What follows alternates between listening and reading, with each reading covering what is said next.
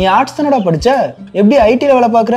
எந்த டிகிரினாலும் பரவாயில்லண்ணா. சென்னையில் இருக்க எஸ்எல்ஏ ஐடி ட்ரைனிங் இன்ஸ்டியூட் தான் நான் ட்ரைனிங் எடுத்தேன். மாதம் 30,000 சம்பாதிக்கிறேன். சூப்பர்டா. For IT training and placement contact 8870767784.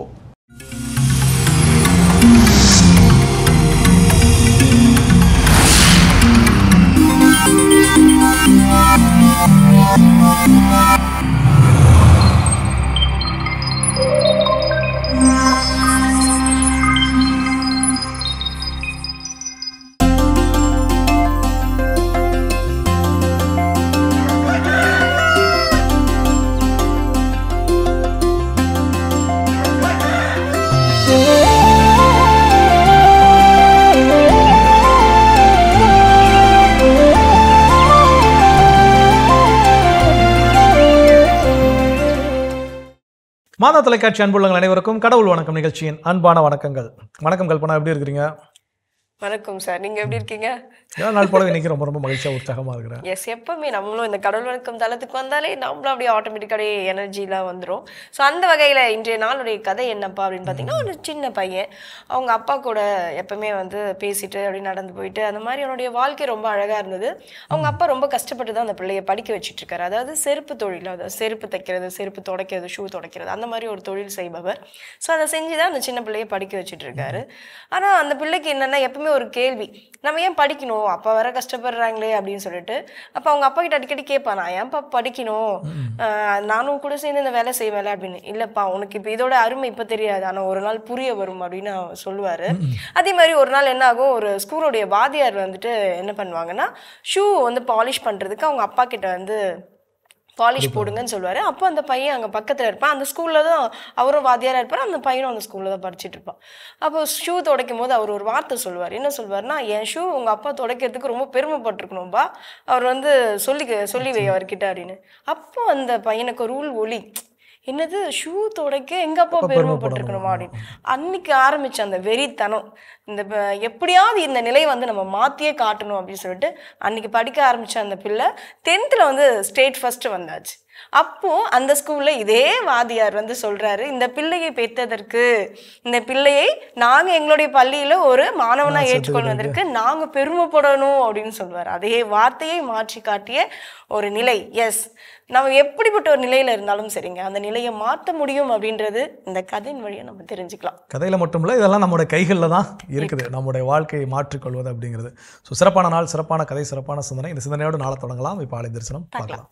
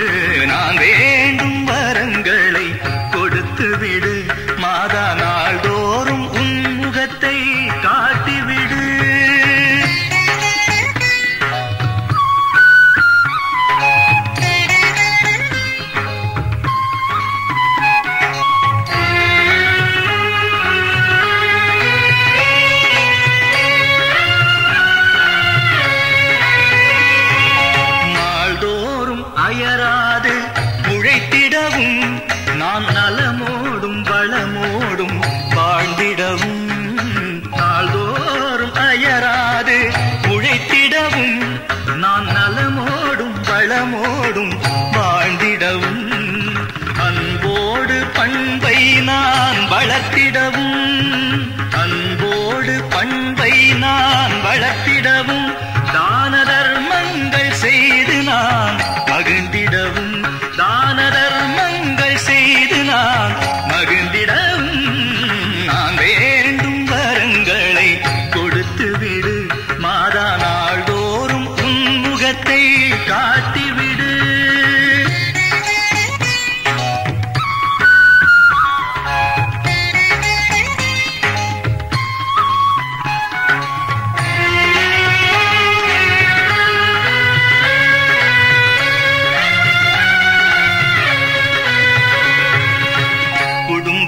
கோயிலாக விளங்கிடவும் பெற்ற பிள்ளைகளே கோபுரமாய் உயர்ந்திடவும் குடும்பமே கோயிலாக விளங்கிடவும் பெற்ற பிள்ளைகளே கோபுரமாய் உயர்ந்திடவும் தாரத்தை தாயாக மதித்திடவும் தாரத்தை தாயாக மதித்திடவும் பெற்ற தாயை நான் தெய்வமாக வணங்கிடவும் பெற்ற தாயை நான் தெய்வமாக வணங்கிடவும் நான் வேண்டும் வரங்களை கொடுத்து விடு மாதா நாள்தோறும் முகத்தை காட்டிவிடு மனம் திறந்து என்னிடத்தில் பேசிவிடு என் இதயத்தில் நீ வந்து அமர்ந்து விடு நான் வேண்டும் வரங்களை கொடுத்து விடு மாதா நாள்தோறும் முகத்தை காட்டிவிடு. சிறப்பான அற்புதமான ஆலய தரிசனம். எஸ், இனிய காலை வேளையில் கடவுள் வணக்கம் நிகழ்ச்சியை வந்து ஓப்பன் பண்ணிட்டோம், கிராண்ட் ஓப்பனிங் அப்படின்னு கூட சொல்லலாம் கடவுளுடைய மாட்சினையில. ஓகே, இந்த நாள் நம்ம இப்போ ஆரம்பிக்கலாம். ஜோ, இப்போ நம்ம என்ன வந்து கற்றுக்க போகிறோம் இன்றைய நாளில்? என்ன அப்படின்னா, எல்லாருடைய வாழ்க்கையிலும் இயல்பாக இருக்கக்கூடிய ஒரு விஷயம். எனக்கு சிலரை பிடிக்கும், சிலரை பிடிக்காது.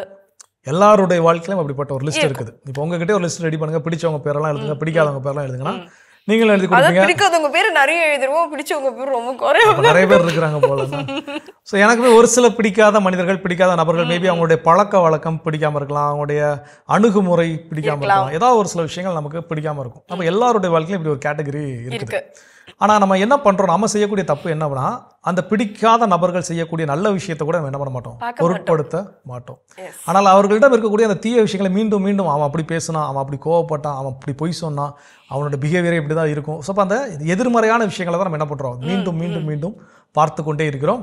மற்ற யாராவது அவங்கள பற்றி நம்ம கிட்ட கேட்டால் கூட நம்ம என்ன பண்ணுவோம், அவங்க நல்லவங்க அப்படின்னு சொன்னாலும் கூட அவங்க நல்லவன் தான் இருந்தாலும் அவங்க கிட்ட இப்படிலாம் இருப்போம் அப்படின்னு என்ன பண்ணுவோம், இருக்கக்கூடிய எதெல்லாம் ஹைலைட் பண்ண வேண்டாம், அதாவது அதில் ரொம்ப முக்கியத்துவம் கொடுக்க வேண்டாமோ அதை நம்ம என்ன பண்ணுவோம், முக்கியத்துவம் கொடுத்து சொல்லுவோம். ஏன்னா எனக்கு அவங்கள பர்சனலாக பிடிக்கல. அப்போ இங்கே பிரச்சனை யார்கிட்டனா, என்கிட்ட தான். அப்போ நான் என்னுடைய பிடிக்காத மனிதர்கள் அவங்க கிட்டே சில நல்ல குவாலிட்டிஸ் இருக்கு. அப்போ அந்த குவாலிட்டிஸை நான் பார்க்கறதுக்கு, என்னை நான் மாற்றிக்கொள்வதற்கு, அவங்களோட நம்ம நட்பு ஏற்படுத்திக் கொள்ளலாம், ஏற்படுத்தாமல் போகலாம், அவங்க நம்ம லைஃப்ல கடைசி வரைக்கும் வரலாம், வராமலும் போகலாம், எப்படினாலும் இருந்துட்டு போட்டோம், அதை பற்றி பிரச்சனை கிடையாது. ஆனால் என்னுடைய அணுகுமுறையை நான் என்ன பண்ணணும், மாற்ற வேண்டும். எனக்கு அவங்க பிடிக்கலங்கிறதுக்காக அவங்க தவறானவங்கிற மனநிலைக்கு நான் வந்துட்டேன்னா இங்கே பிரச்சனை என்கிட்ட தான் இருக்குது. அப்போ அந்த பிரச்சனையை நான் சரி செய்து கொள்வதற்கு நான் செய்ய வேண்டிய செயல்கள். அப்போ முதல் விஷயம் என்னன்னா, ஒரு விஷயத்தை நம்ம ஏற்றுக்கொள்ள வேண்டும். எல்லாருமே என்ன ஏற்றுக்கொள்ளனா, இந்த உலகத்தில் 100% நல்லவன் அப்படின்னு யாரும் கிடையாது, 100% கெட்டவன் அப்படின்னு யாரும் கிடையாது. சில விஷயங்கள் சொல்றப்போ கேஷுவலாக சொல்லிட்டு போவாங்க, மாட்டிக்காத வரைக்கும் நல்லவன், மாட்டிக்கிட்டா கெட்டவன், அவ்வளோதான். அப்போ எல்லாருமே நான் உட்பட எல்லாருமே ஏதோ ஒரு சில சின்ன தவறுகள் என்ன பண்றோம், செஞ்சுட்டு இருக்கிறோம். அப்போ அந்த தவறு வெளியே வருகின்ற வரைக்கும் நம்ம என்னன்னா நல்லவங்க இருப்போம். அந்த தவறு போது வேலை செஞ்சு முடிக்கணும், அந்த வேலை செஞ்சு முடிக்கல ஒப்பேத்திக்கிட்டே என்ன பண்றோம் இருக்கிறோம். ஒரு கட்டத்தில் அதை செஞ்சு முடிக்கலங்கிறத கையும் மையுமா என்ன பண்றோம், மாட்டிக்கிறோம். அப்போ அதை செஞ்சு முடிக்கலன்னு வரும்போது தான் ஆமா இது இவ்வளவு வாய் பேசினா இந்த வேலையை செய்யவே இல்லையாமோ அப்படிங்கிற ஒரு சில விஷயங்கள் வரும். அப்போ நாம் ஏற்றுக்கொள்ள வேண்டியது, இந்த உலகத்தில் 100% நல்லவர்கள் அப்படின்னு யாரும் கிடையாது, 100% கெட்டவர்கள் அப்படின்னு யாரும் கிடையாது. அப்போ நாம் நல்லவர்கள் போல ஒரு தோற்றத்தில் இருந்தாலும் நமக்குள்ளேயும் ஒரு சில தீய குணங்கள் இருக்கத்தான் செய்கிறது. நமக்கு பிடிக்காதவங்க ஒரு உதவி கேட்டால் என்ன பண்ண மாட்டோம், செய்ய மாட்டோம். அப்போ அது ஒரு தீய குணம் தான். அப்போ இது மாதிரி விஷயங்கள்லாம் இருக்கிறப்ப நம்ம எப்படி, நான் ஒழுங்கா இருக்கிறேன், எனக்கு அவனை பிடிக்கலன்னு என்னால் எப்படி சொல்ல முடியும்? அப்போ அந்த மனநிலையை முதலில் நான் வளர்த்து கொண்டேன். ஆனால் ஏதாவது ஒரு தப்பு பண்ணாலும் ஓகே, இவங்க தப்பு பண்றாங்க, இது இவங்க பக்கம் இருக்கக்கூடிய குறை, இவங்க கிட்ட ஏதாவது நல்ல குவாலிட்டிஸ் இருக்குங்கிற ஒரு மனநிலைக்கு என்ன பண்ணிடுவேன், நான் வந்துருவேன். அந்த மனநிலைக்கு வந்துட்டேன்னா எனக்கு இந்த லிஸ்ட் போடுவோம் இல்லையா, பிடிச்சவங்க பிடிக்காதவங்க அப்படிங்கிற லிஸ்ட் எதுவுமே இருக்காது. ஏன்னா எனக்கு பிடிச்சவங்க கிட்ட என்ன இருக்குது, குறை இருக்குது. ஒரு வித்தியாசமான தலைப்பா இருக்கு, சுவாரஸ்யமாவும் இருக்கு. நம்ம இன்னும் தொடர்ந்து இதை பத்தி பேசுவோமே, பாரத பகுதி பார்க்கலாம்.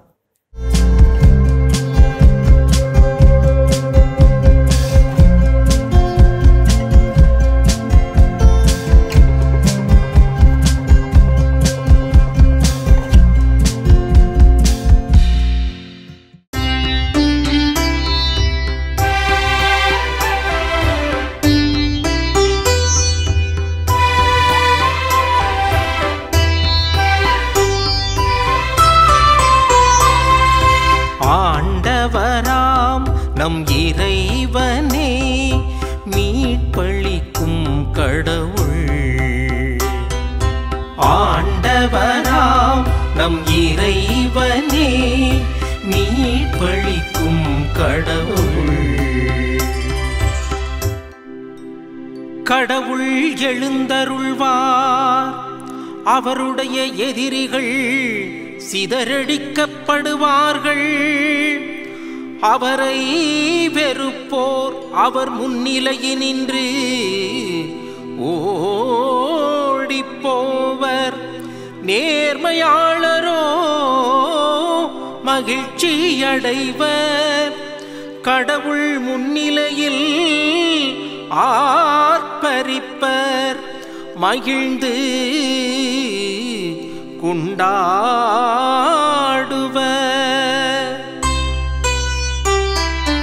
ஆண்டவராம் நம் இறைவனே, மீட்பளிக்கும் கடவுள். ஆண்டவராம் நம் இறைவனே, மீட்பளிக்கும் கடவுள். திக்கற்ற பிள்ளைகளுக்கு தந்தையாகவும், கணவனை இழந்தாளின் காப்பாளராகவும் இருப்பவர், தூயகத்தில் உறையும் கடவுள். தனித்திருப்போர்க்கு கடவுள் உறைவிடம் அமைத்து தருகின்றார். சிறைப்பட்டோரை விடுதலை வாழ்வுக்கு அழைத்து செல்கின்றார்.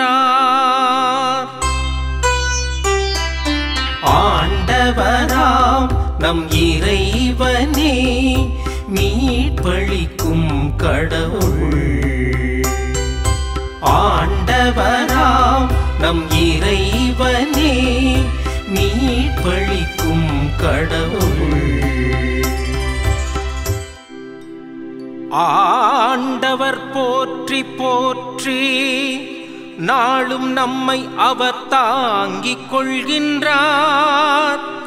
இறைவனே நம் மீட்பு, நம் இறைவனே மீட்பளிக்கும் கடவுள். நம் தலைவராகிய ஆண்டவர்தாம் இறப்பினின்று விடுதலை தர வல்லவர். நம் தலைவராகிய ஆண்டவர் தாமே இறப்பினின்று விடுதலை தர வல்லவர். ஆண்டவராம் நம் இறைவனே, மீட்பளிக்கும் கடவுள். ஆண்டவராம் நம் இறைவனே, மீட்பளிக்கும் கடவுள். இயேசுவில் எனக்கு பிரியமுள்ள சகோதர சகோதரிகளே, இந்த காலை வேளையிலே ஆண்டவரை போற்றி புகழ, அவரது புகழை பாட இந்த திருப்பாடல் நமக்கு அழைப்பை கொடுத்திருக்கிறது. உன்னதமான ஒரு திருப்பாடல், திருப்பாடல் 68 நாம் தியானிக்கின்றோம். பல்லவியாக ஆண்டவராம் நம் இறைவனே, மீட்பளிக்கும் கடவுள் என்று போற்றி புகழ்க நமக்கு ஒரு வாய்ப்பை கொடுக்கின்றது. அன்புக்குரியவர்களே, லூக்கா நற்செய்தியிலே நம்ம வாசிக்கின்றோம், 10 தொழுநோயாளர்களை பார்த்து அதிலே ஒரே ஒருவர் திரும்ப வருகின்றார். சமாரியர். அந்நியராகிய உம்மை தவிர கடவுளை போற்றி புகழ வேறு எவரையும் காணோமே என்று ஆண்டவர் இயேசு ஏக்கத்தோடு அவரை பார்த்து சொல்கிறார். இன்றைக்கு இந்த காலை வேளையிலே ஆண்டவரை புகழ்வதனால் நாம் ஆசீரை பெற்றுக்கொள்கிறோம். ஆண்டவரை போற்றி பாடுவதினால் நாம் எண்ணற்ற நன்மைகளை பெற்றுக்கொள்கிறோம். இந்த திருப்பாடல் அருமையானது ஒரு வாய்ப்பை நமக்கு கொடுத்திருக்கிறது. ஆண்டவர் எப்படி இருக்கிறார், அவரது இருத்தல், அவருடைய நன்மைத்தனம், அவருடைய அந்த நன்மைத்தனம் யாருக்கு சென்றடைகிறது என்று கடவுளை உணர்ந்து புரிந்து அவரை இன்னும் ஆழமாக தியானித்து இந்த திருப்பாடலை அவர் எழுதியிருக்கின்றார். அன்புக்குரியவர்களே, இந்த வார்த்தைகளை நாம் ஜெபிக்கின்ற பொழுது ஒரு அமைதியை பெறுகின்றோம். கடவுள் யாருக்கு அமைதியை தருகிறார்? நேர்மையாளரோ மகிழ்ச்சி அடைவர், கடவுள் முன்னிலையில் ஆர்ப்பரிப்பர், மகிழ்ந்து கொண்டாடுவர். ஆனால் எதிரிகள், தீயோர், அவர்கள் சிதறடிக்கப்படுவார்கள் என்று சொல்லப்படுகிறது. இன்னும் சிறப்பாக யாருக்கு இறைவன் இரக்கத்தை காண்பிக்கிறார் பாருங்கள். திக்கற்ற பிள்ளைகளுக்கும் கணவனை இழந்தாலின் காப்பாளராகவும் அவர் இருக்கிறார். தூயகத்தில் உறையும் கடவுள். இன்னும் சிறப்பாக தனித்திருப்போருக்கு கடவுள் உறைவிடம் அமைத்து தருகிறார் என்று இந்த திருப்பாடலிலே ஜெபிக்கின்றோம். அதனினும் சிறப்பாக இதோ இறைவனே நமக்கு மீட்பை தருகிறார். இவைகளெல்லாம் இறைவனை பற்றி சொல்லப்படுகின்ற பொழுது அன்புக்குரியவர்களே, இந்த இறைவனுடைய இருத்தலை உணர்ந்து கொள்பவர் யார்? இன்றைக்கு நீங்களும் நானும் இறைவனை முழுவதுமாக உணர்ந்திருக்கிறோமா? எனக்கு நன்மை செய்தால் ஒழிய, எனக்கு நன்மைகளை நான் பெற்றால் ஒழிய நான் பிறரை எவ்வாறாக நான் பார்க்கிறேன் என்று இன்றைக்கு நாம் கற்றுக்கொள்ள வேண்டும்.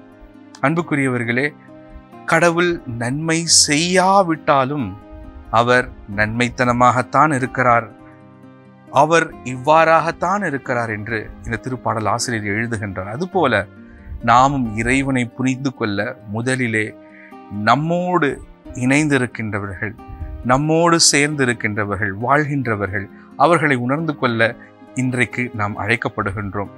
லூக்கா நற்செய்தி 11:23 இவ்வாறாக சொல்கிறது. இயேசு உணர்ந்து வைத்திருந்தார், என்னோடு இராதவர் எனக்கு எதிராக இருக்கிறார், என்னோடு இணைந்து மக்களை கூட்டிச் சேர்க்காதவர் அவர்களை சிதறடிக்கிறார் என்று. அப்ப ஆண்டவரோடு இணைந்திருந்தல், இறைவன் இயேசு யாரெல்லாம் என்னோடு இணைந்திருந்தார்கள் என்று அவர் அழகாக சொல்கிறார். நன்மை செய்கின்றவர்கள், முடியாதவர்கள், ஆண்டவரிடத்தில் ஓடி வருகின்ற ஒரு சில நபர்களை ஆண்டவர் அணைத்துக் கொள்கின்றார். ஒரு சில நபர்களை அவர் தூர வைத்திருந்தார், உணர்ந்திருந்தார் இவர்கள் இவ்வாறாகத்தான் இருக்கிறார்கள் என்று. இன்றைக்கு அன்புக்குரியவர்களே, என்னோடு இணைந்திருக்கின்றவர்களிலே நாம் பலரை நாம் கூர்ந்து நோக்க வேண்டும்.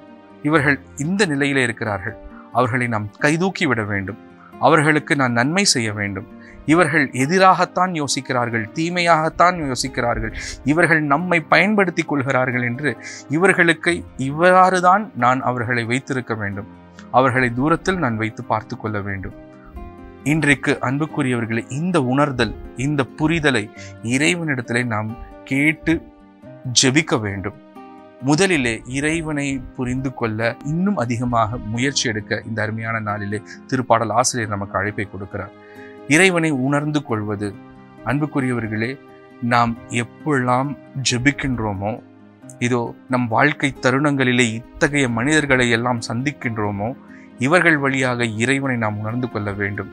இதோ நம்மிடத்திலே கையேந்தி நிற்பவர்கள், நன்மைத்தனத்தை நாடி வருகின்றவர்கள், நம்மோடு எப்பொழுதுமே நம்பிக்கையோடு இருக்கின்றவர்கள் வழியாக இறைவன் இவ்வாறாகத்தான் நமக்கும் இருக்கிறார் என்பதை நாம் உணர்ந்து கொள்ளவும், எவ்வாறு நாம் ஏமாற்றப்படுகின்ற பொழுது நம்மிடத்திலே இருந்து பலவற்றை உரிந்து கொண்டு நம்மை வெறுத்து ஒதுக்குகின்ற மக்கள் வழியாக நாம் தீமையானவனை புரிந்து கொள்ள வேண்டும். ஆக இந்த அருமையான நாளிலே இதோ உணர்ந்து கொள்ளுதல், புரிந்து கொள்ளுதல், இது தூய ஆவியானவரின் கொடை. முதலிலே ஆண்டவரை உணர்ந்து கொள்ள எனக்கு அருள் தாரும் என்று இந்த நாளிலே ஜெபிப்போம். இந்த திருப்பாடல் ஆசிரியர் எவ்வாறு இறைவனை புரிந்து வைத்திருந்தார், திக்கற்ற பிள்ளைகளுக்கு அவர் தேற்றுபவராக இருக்கிறார் என்று இறைவனை அவர் போற்றி புகழ்வது போல, இறைவனுடைய நன்மைத்தனத்தை எனக்கு உணர்ந்து கொள்ள, அதன் வழியாக பிறரை நான் நன்மைத்தனத்தோடு பார்க்க எனக்கு ஆசிரை தாரும் என்று ஜெபிப்போம். தீமையானவர்களை நான் எவ்வளவு தூரத்திலே தள்ளி வைக்க வேண்டும் என்பதனை உணர்ந்து கொள்ள வேண்டும். அவர்களுக்கும் நன்மையை இறைவன் தர வேண்டும் என்று அவர்கள் சார்பாக நாம் ஜெபிக்கவும் அழைக்கப்பட்டிருக்கிறோம். ஆகவே இந்த அருமையான நாளிலே நம்மையும் ஒப்புக் கொடுப்போம், இறைவனை போற்றி புகழ்வோம், அவரை உணர்ந்து கொள்ள இன்னும் ஜெபிப்போம்.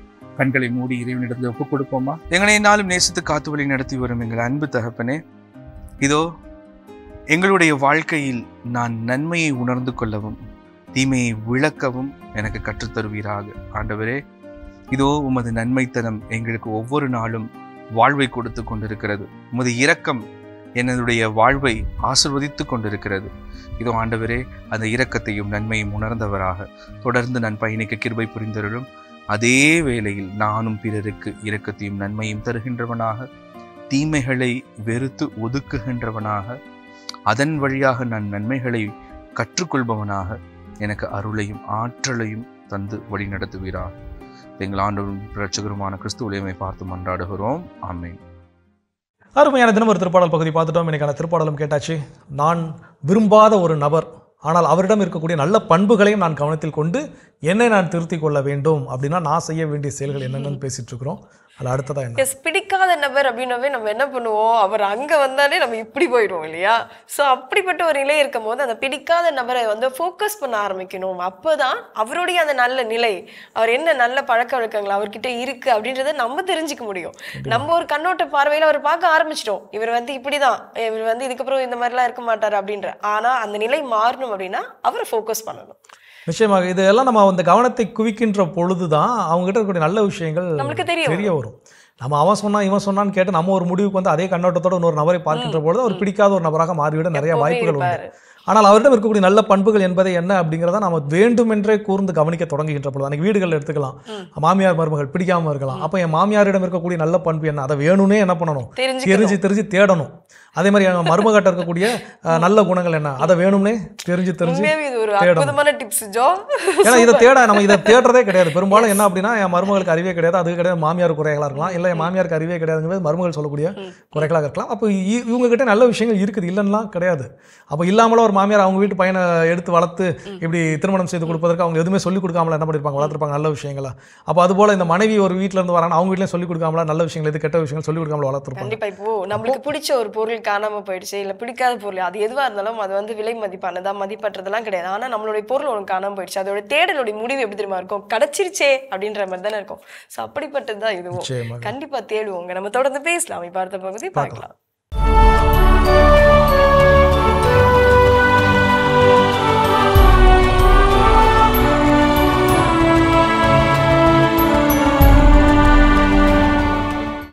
அக்டோபர் 27 புனித ஃப்ரூமென்சியஸ். லெபனான் நாட்டில் டயர் பகுதியில் வாழ்ந்த இறைபக்தி நிறைந்த குடும்பத்தில் கிபி 4ஆம் நூற்றாண்டில் பிறந்தார் ஃப்ரூமென்சியஸ்.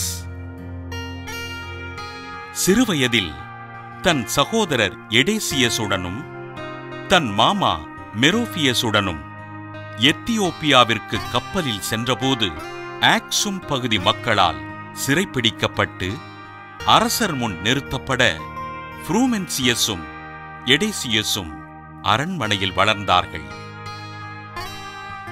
இறைபக்தியிலும் நுண்ணறிவிலும் சிறந்திருந்த ஃப்ரூமென்சியஸினையும் எடேசியஸினையும் அரசர் தம் அரசவையில் ஆலோசகராக நியமனம் செய்ய இவ்விருவரும் தங்களது பணிகளை பொறுப்போடு செய்தார்கள்.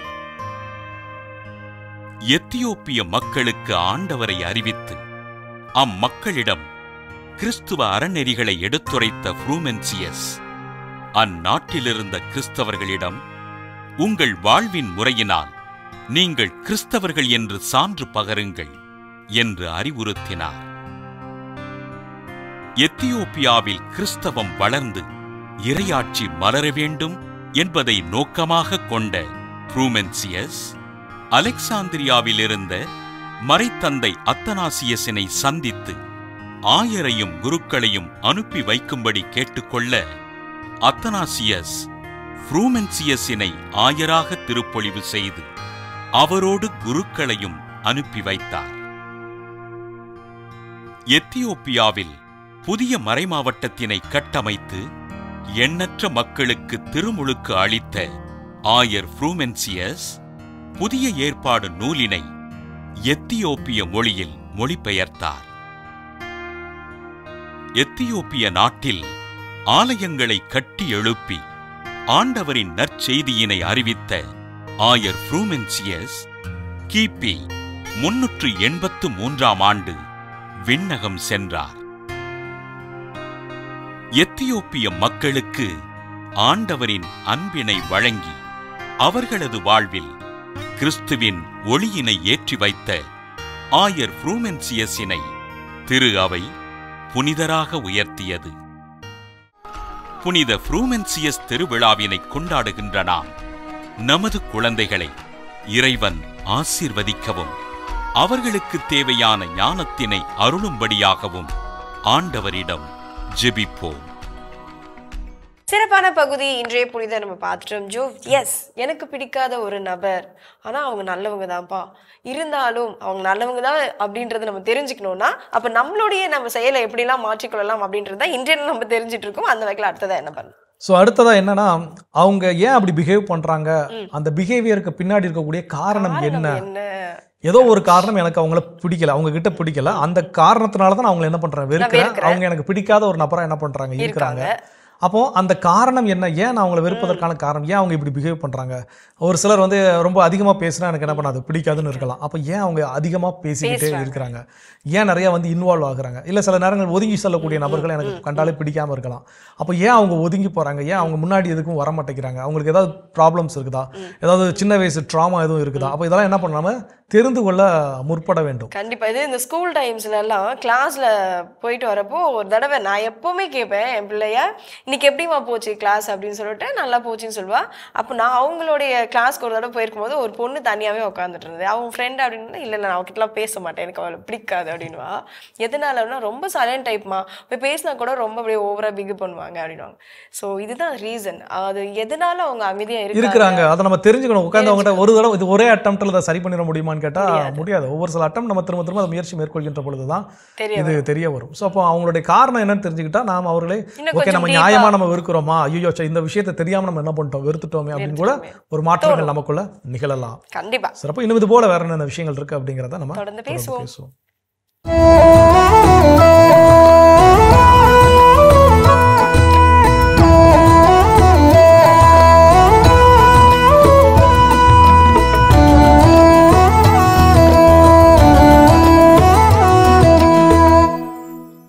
குழந்தைகள் கூடி வந்தன, கடவுளை கூப்பிட்டன, ஓடி வந்து நின்றார் கடவுள். கண்டதும் கூப்பாடு போட்டன, சாமி சாமி விளையாட்டு ஜாமாங்க எங்களுக்கு செஞ்சு கொடு செஞ்சு கொடு. மும்முரமானார் அந்த மும்மூர்த்தி, கலகலப்பானார் அந்த கடவுள். 7 உலகங்களையும் இணைத்து உருட்டி பந்தாக்கி படைத்தார் கொடுத்தார். உருட்டி தரப்பட்ட பந்தோடு பறந்தன பட்டுப்பூச்சிகள். பந்தாடி விளையாடிய 10 நிமிடத்தில் ஓடி வந்து அவரிடமே அந்த பந்தை தூக்கி எறிந்து விட்டனர். இது சரியில்லை, வேற செஞ்சு கொடு. சரி என்றார் சர்வேஸ்வரன். வானவில்லின் 7 நிறங்களையும் கூட்டு மொத்த வண்ணமாக கூட்டி நவீன அதிநவீன ஓவியமாக்கி கொடுத்தார். பார்த்தவுடன் சொல்லிவிட்டார்கள், சேச்சா இதென்ன பூச்சாண்டி மாதிரி இருக்கு, இதெல்லாம் வேணாம், வேற செஞ்சு கொடு. பயந்தபடி 10 அடி தள்ளி போய் நின்றார்கள். வெறுத்து போனார் கடவுள். உங்களுக்கு என்னதான் வேணும் கேளுங்கள், தரப்படும். அப்படி கேட்டுக்கிட்டு நின்னாரு. கூடி பேசிய குழந்தைகள் கூட்டாய் வந்தன, ஆளுக்கொன்றாய் அடுக்க ஆரம்பித்தன, ஆளாளுக்கு ஒன்றொன்றாய் அடுக்க ஆரம்பித்தன. பூனை மூஞ்சி வச்ச கரடி ஒன்ன செஞ்சு கொடு, காகத்தின் நிறத்துல கொக்கு ஒன்ன படைச்சு கொடு, சுண்டலி சைஸில் முதல்ல ஒன்றை எனக்கு செஞ்சு கொடு, மண்ணிலே ஊர்ந்து செல்லும் கழுகு மூஞ்சி மண்புழுவ கொடு, கைக்கு அடக்கமா யானை ஒன்றை செய்து கொடு, தமிழில் மட்டுமே பேசி திரியிற மாதிரி ஒரு டைனோசரை தயாரிச்சு கொடு, பையில போட்டு பகிர்ந்து விளையாட குட்டி குட்டி விண்மீன்களையும் சின்ன சின்ன நிலாக்களையும் கொடு. சிறார்களின் சீண்டல் வேண்டல் பட்டியல் நீண்டு கொண்டே போக கேட்டு நின்ற கடவுள் விழித்து நின்றார், முழித்து நின்றார், முடிவெடுத்தார், கிளம்பி விட்டார். AI ஆர்டிஃபிஷியல் இன்டெலிஜென்ஸ் உதவியுடன் இவையெல்லாம் செய்து கொடுக்க பாண்டுகளின் சாம்ராஜ்யத்தில் கடவுளும் கையடக்கமே. கண்ணாமூச்சி. அன்று கண்களை மூடி நிஜத்தை தேடினோம், இன்று கண்களை திறந்து கனவை தேடுகிறோம். கிச்சு கிச்சு தம்பலாம். 2 கைகளும் கோர்த்து மறைக்கப்பட்ட மகிழ்ச்சியை தேடி தேடி கண்டுபிடித்தோம். ஆடுபுலி ஆட்டம். இன்பத்தையும் துன்பத்தையும் ஏற்றத்தையும் இரக்கத்தையும் ஆட்டையும் புலியும் களத்திலே இறக்கி அடிபடாமலேயே ஆட்டையும் காத்தோம், மூளையையும் காத்தோம். கோலி. கோலாகலமாய் கூடி வந்து கோழிகளை களத்தில் இறக்கி சேற்றையே ஆடையாய் உடுத்தி கில்லி கோலி விளையாடி மண்ணிலே புரண்டு புரண்டு விளையாடி ஆனந்தமாய் தோழமை காத்தோம். கில்லி தட்ட. பெருங்குச்சியால் சிறுங்குச்சியை வானில் பறக்க விட்டோம். தரை தொடும் முன் புழுதியில் புரண்டு அதை கையால் பிடித்தோம். மண்டையை உடைத்தோம், மண்பானை அடித்தோம், மனக்கணக்கை செய்தோம், மன்னனாய் வாழ்ந்தோம். இவையெல்லாம் இல்லாமல் இப்போது அடுத்த தலைமுறையை அலைக்கழிக்க விட்டு கொண்டிருக்கின்றோம். அருமையான கதைகள் 1000 பகுதி பார்த்துட்டோம். எனக்கான கதையும் சிந்தனையும் கேட்டாச்சு. கேட்டாச்சு. அதோட நாம இன்னைக்கு பேசிட்டு இருக்கிறோம். எனக்கு ஒருத்தரை பிடிக்கல அப்படிங்கிறதுக்காக அவர் நல்லவர் இல்லாமல் ஆகிவிட முடியாது. அவர்கிட்டயும் சில நல்ல பண்புகள் இருக்கும். அதை உணர்ந்து என் கண்ணோட்டத்தை நான் மாற்றிக்கொள்ள நான் செய்ய வேண்டிய செயல் அடுத்ததா என்ன?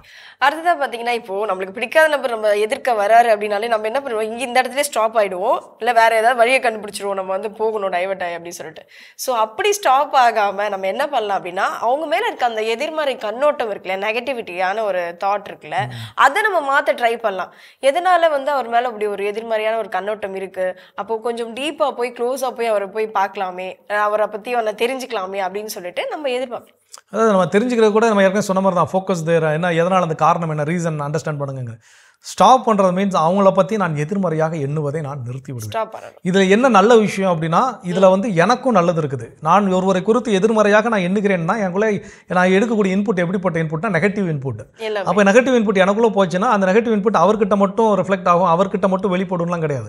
நான் செய்யக்கூடிய எல்லா விஷயத்திலும் என்ன பண்ணும், அது வெளிப்படும். அப்போ என்னால் ஒரு வேலையை ஒழுங்காக செய்ய முடியாது, என்னால் ஒழுங்காக சிந்திக்க முடியாது, என்னால் ஒரு சில வேலை இந்த நாளுக்குள்ள முடிச்சு காட்டணும்னா என்னால் முடிச்சு காட்ட முடியாது. ஏன்னா என் மூளை வேலை செய்யாது. என் மூளையில் என்ன இருக்குது, நெகட்டிவிட்டி ஏறி போய் நிற்குது. ஸோ அப்போ அந்த விஷயத்தை நான் என்ன பண்ணணும், ஸ்டாப் பண்ணணும். அப்போ நான் ஒருவரை குறித்து அவரிடம் இருக்கக்கூடிய எதிர்மறை எண்ணங்களை, எதிர்மறை செயல்களை மட்டும் நான் ஃபோக்கஸ் பண்ணுறேன், நினச்சிக்கிட்டே இருக்கிறேன் அப்படின்னா பிரச்சனை அவருக்கு ஒன்றும் கிடையாது, எனக்கு தான் பிரச்சனை. ஏன்னா நான் எனக்குள்ள அவரை குறித்து ஒரு வெறுப்பை, ஒரு அங்கலாய்ப்பு என்ன பண்ணுறேன், நான் வந்து உள்ளே திணிச்சிக்கிட்டே இருக்கிறேன். அப்போ அந்த வெறுப்பை நான் என்ன பண்ணணும், வெளியே கொட்டியிருக்கணும். அப்போ வீட்டில் போய் இருக்கிறப்போ என்னுடைய மனைவியிடமோ இல்லை கணவரிடமோ குழந்தைகளிடமோ என்னால் பாசமாக என்ன பண்ண முடியாது, பேச முடியாது. அப்போ இவருக்கு செய்யக்கூடிய ஒரு மனநிலையை, அவர் பேசுன ஏதோ ஒரு வார்த்தையை என்னுடைய குழந்தையோ இல்லை வீட்டில் இருக்க யாரோ பயன்படுத்தினாங்கன்னா எனக்கு உடனே இவர் தான் என்ன பண்ணுவார், ஞாபகத்துக்கு வருவார். ஆனால் இவர் மேலே நான் கோவப்பட முடியாது. நான் எங்கே கோவத்தை எங்கே கொண்டு போய் காட்டுவேன், வீட்டில் காட்டுவேன். வீட்டில் இருக்கிறவங்களுக்கு ஏன் கோவப்படுறோன்னே பிரச்சனைகளை கொண்டு போய் விடும். பார்த்தீங்களா, நெகட்டிவிட்டி நம்ம உள்ள எடுக்க அது இந்த மாதிரி பல சைடு எஃபெக்ட்ஸ் என்ன பண்ணும், கிரியேட் பண்ணும். அப்போ அந்த நெகட்டிவிட்டியை எடுக்காமல் இருக்க அவரை குறித்து எதிர்நிலையாக எண்ணுவதை நான் நிறுத்தி விட வேண்டும். இவனியேட்டா இப்பவே நம்ம அதை செஞ்சிடலாம். இன்னும் நம்ம தொடர்ந்து பேசுவோம். படத்தை பார்க்கலாம்.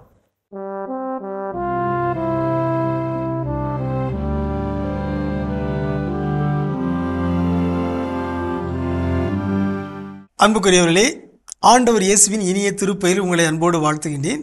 இயேசுவின் ஆளுமை என்னும் தொடரில் இயேசு சோர்வுற்றோருக்கு ஆறுதல் தருகிறார்.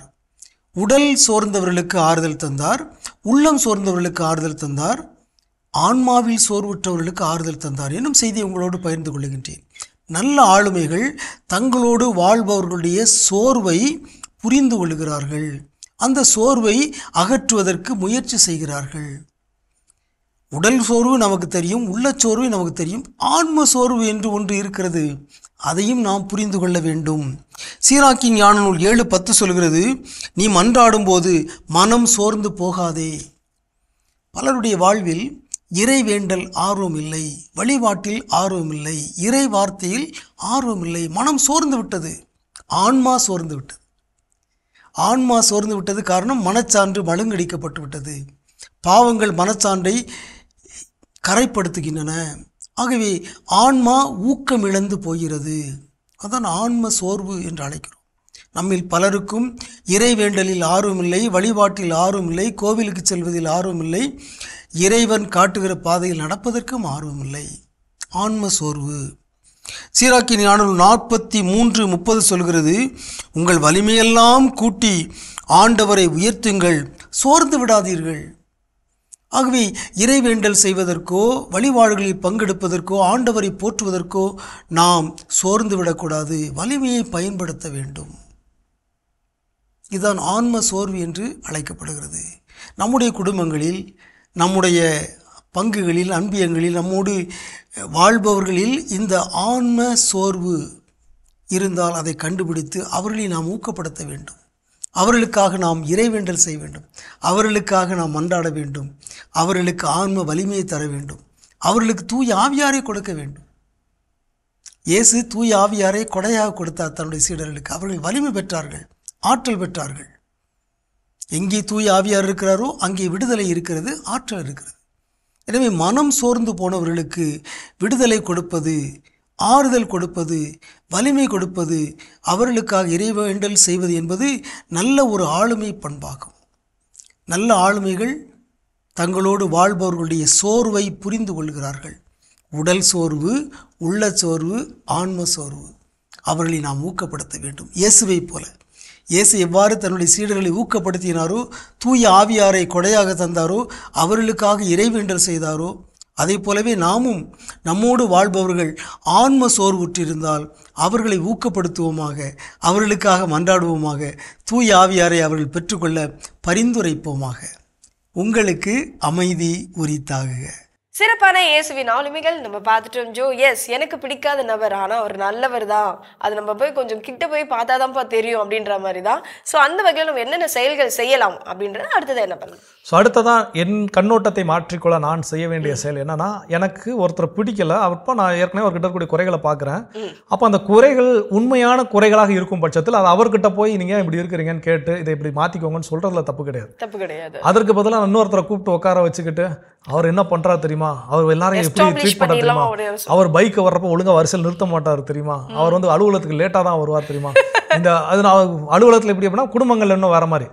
அவர் எப்போவுமே இப்படி தான் ஃபங்க்ஷன், எல்லா ஃபங்க்ஷனுக்கும் அவங்க வீட்டு ஃபங்க்ஷனாக லேட்டாக தான் வருவார், நம்ம வீட்டு ஃபங்க்ஷனாக லேட்டாக தான் வருவார், அவங்க வீட்டு ஃபங்க்ஷன் அப்படின்னா ஃபஸ்ட்டாக போயிடுவார். அதை ஏன் அவங்க கிட்ட போய் நீங்கள் நேரம் போய்ட்டு சொல்லுங்களேன். ஏன் நீங்கள் நேராக கேட்ட வேண்டியதானே, நம்ம மாமாவோ பெரியப்பாவோ யாரோ ஒருத்தர்கிட்ட ஏன் நீங்கள் வந்து உங்கள் வீட்டு சைடு ஃபங்க்ஷன் நான் மட்டும் சீக்கிரம் போயிருந்தீங்க, எங்கள் வீட்டுக்கு ஏதாவது ஃபங்க்ஷன் வாங்கினா ரொம்ப கடைசியாக வாரீங்கன்னு நேர்பட கேட்கறது தான் அங்கே வந்து தீர்வாக இருக்குமே தவிர அது கேட்டு சண்டை வரட்டும், ஒன்றும் பிரச்சனை இல்லை. கண்டிப்பாக இது ஒவ்வொருத்தவங்ககிட்டையும் போய் கேட்குறப்போ ஏன் உங்களுக்கு அந்த பர்சன் பிடிக்கலன்னா இந்த மாதிரி தான் சின்ன சின்ன காரியத்தை குறித்து சொல்லுவாங்க இல்லையா. கண்டிப்பாக இது சின்ன காரியமோ பெரிய காரியமோ, ஆனால் ஒருத்தரை பற்றி குறை எனக்கு தோணுது, எனக்கு இவர்கிட்ட இது குறையா இருக்குது, இவர் இந்த தப்பை பண்ணுறாருன்னு எனக்கு தோணுது, அது தப்பாகவே இருந்தாலும் அது எனக்கு தோணுது தான், அது முடிவு நான் அதை எடுத்து நான் நினச்சதான் சரின்னு நான் சொல்லலை, எனக்கு தோணக்கூடிய ஒரு எண்ணம். அப்போ அந்த எண்ணத்தை சம்மந்தப்பட்ட நபர்கிட்ட போய் என்ன பண்ணிடணும், சால்வ் பண்ணிடணும். அதை விடுத்து போற வரவங்களெல்லாம் கூப்பிட்டு உட்கார வச்சு அவர் என்ன சொல்லிட்டாரு தெரியுமா, அவர் என்ன இப்படி பேசிட்டார் தெரியுமா, அதெல்லாம் தேவையற்ற செயல். அப்போ இதுவும் என்ன பண்ணுன்னா அவரை குறித்த நெகட்டிவிட்டியை நான் எனக்குள்ளதான் திரும்ப என்ன பண்றேன், உள்ள தள்ளிக்கிட்டே இருக்கிறேன். இது எனக்கு தான் பிரச்சனையை தவிர அவருக்கு கிடையாது. ஒவ்வாத உணவு நம்மளுக்கு எப்பவுமே ஒவ்வாதுதான். ஸோ அப்படிப்பட்டதான் இது போன்ற செயல்களும். நம்ம இன்னும் இதை பத்தி தொடர்ந்து பேசுவோம். இப்போ ஒரு சின்ன பிரேக் போயிட்டு வந்துடலாம்.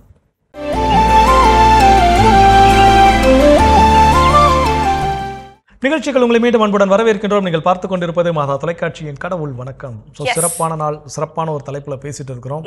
எனக்கு ஒருத்தர் பிடிக்கலப்பா, அதனால அவர் ரொம்ப கெட்டவர்னு நான் நினச்சிக்கிறேன். மேபி அவர் நல்லவராகவும் இருந்திருக்கலாம். அப்போ என்னுடைய கண்ணோட்டத்தை மாற்றிக்கொள்ள நான் செய்ய வேண்டிய செயல்கள் அடுத்து என்ன சொல்றேன். எனக்கு பிடிக்காத ஒரு நபர் அப்படின்றத நம்ம எளிதா சொல்றோம், எனக்கு பிடிக்காத அவர் அப்படின்றோம். இப்ப நம்மள பிடிக்காதவங்க அப்படி சொல்லிட்டு நம்மள சுத்தி ஒரு 4 பேர் சொல்லுவாங்களே.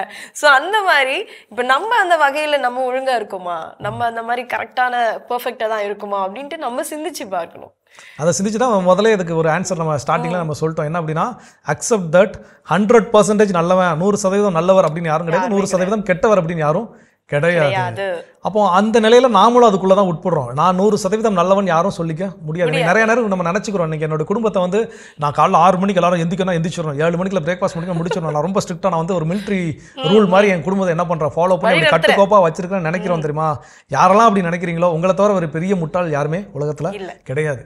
ஏன் அப்படின்னு யாரும் யாருடைய கட்டுப்பாட்டிலும் இல்லை. ஏதோ ஒரு குறிப்பிட்ட நாள் வரைக்கும் என்ன பண்றோம், அவங்க கட்டுப்பாட்டில் இருக்கிற மாதிரி நினைச்சுக்கிறோம். என்னையோ ஒரு நாள் அவங்களுடைய அந்த ஈகோ அந்த லெவல் நம்ம டச் பண்றப்போ அவங்க தூக்கி தூர போட்டுட்டு என்ன பண்ணிடுவாங்க, போயிடுவாங்க. அன்னைக்கு நான் கட்டுக்கோப்பா வச்சிருந்தேன்னா நம்ம என்ன பண்ண முடியாது, சொல்ல முடியாது. இன்னைக்கு நான் ஒருத்தர் கண்ட்ரோலா வச்சிருக்கிறேன்னா அது என்னுடைய வெற்றி கிடையாது. அவங்க ஏதோ என்கிட்ட கொஞ்சம் நெஞ்ச மரியாதை வச்சிருக்கப்போ என்ன பண்றாங்க, அதை அக்செப்ட் பண்ணிக்கிறாங்க. அந்த மரியாதை கெட்டு போகாத அளவுக்கு நான் பாத்துக்கிற வரைக்கும் எனக்கு அது பிரச்சனை இல்லை. அதை நான் கெட்டு போற மாதிரி பாத்துக்கிட்டோம்னா நாளைக்கு அவங்க என்ன பண்ண மாட்டாங்க, என்ன மதிக்க மாட்டாங்க. ஸோ அப்போ இப்படி இருக்கக்கூடிய சூழலில் நானே இங்க சரியான நிலையில் இல்லை. அப்ப நான் இங்க சரியானவனாக இல்லாத போது நான் எப்படி இன்னொரு சொல்ல முடியும்? இங்கே என்கிட்ட தெரிஞ்ச விவிலியத்தில் சொன்ன மாதிரி தான், நம்ம கண்ணில் இவ்வளோ பெரிய மரக்கட்டையை வச்சுக்கிட்டு உன்னுடைய சகோதரர் அல்லது சகோதரன் இருக்கும் சிறு துரும்பை நீ கூர்ந்து கவனிப்பது ஏன்? Very simple. அப்போ இந்த ஒரு மனநிலை வளர்த்துக் கொள்கின்ற பொழுது மற்றவங்க எப்படி இருந்தாலும் அவன் எனக்கு பிடிச்சவன் பிடிக்காதவன் அவன் நல்லவன் கெட்டவங்கிற கான்செப்டுக்குலாம் வரவே போவே மாட்டோம். எஸ், இந்த ஒரு தெளிவோட வேணும் தொடர்ந்து பேசலாம். இப்போ அடுத்த பகுதி பார்க்கலாம்.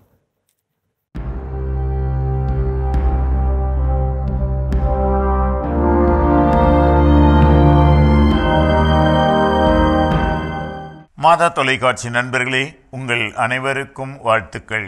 மனிதர் எல்லாருமே மதிப்போடும் பெருமையோடும் வாழ விரும்புகின்றோம். வாழ்ந்தா இப்படித்தான் வாழணும், இல்லைன்னா அது வாழ்வே கிடையாது என்று சொல்லக்கூடிய ஒரு நிலையிலே தற்பெருமைக்காக இல்லாவிட்டாலும் மதிப்போடு வாழ வேண்டும் என்று எல்லாருமே விரும்புகின்றோம். நண்பர்களே, மதிப்போடு இந்த உலகத்திலே வாழ்வதற்கு ஒரு நல்ல வழியை சொல்லிக் கொடுக்கின்றார்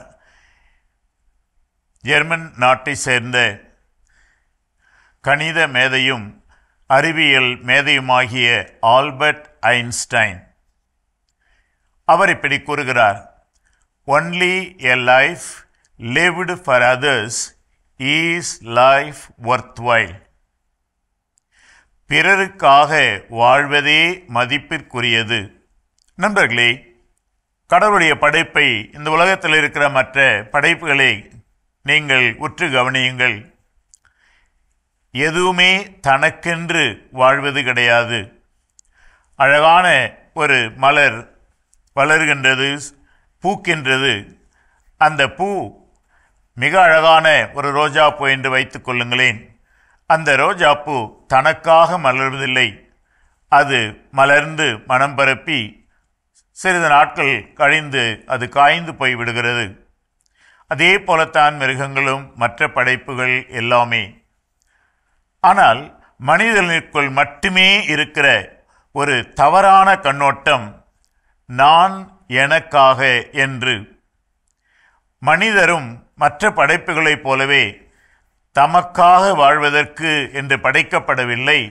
மாறாக பிறருக்காக வாழ்வதற்காகவே படைக்கப்பட்ட ஒரு படைப்பு.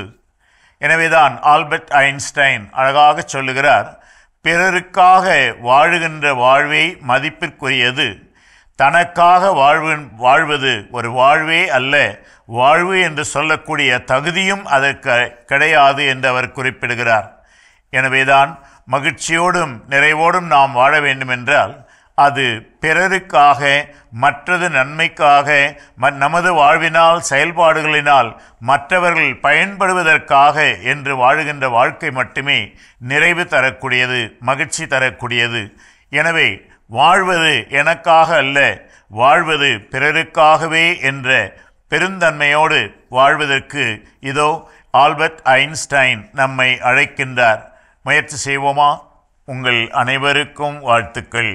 அற்புதமான பகுதி ஆன்றோர் வாக்கு. எஸ், நம்ம பார்த்துட்டோம் இன்றைய நாளில் நமக்கு பிடிக்காத நபர்கள் அப்படின்னு சொல்லிட்டு நம்ம அதை எடுத்து பேசிட்டு இருக்கோம்.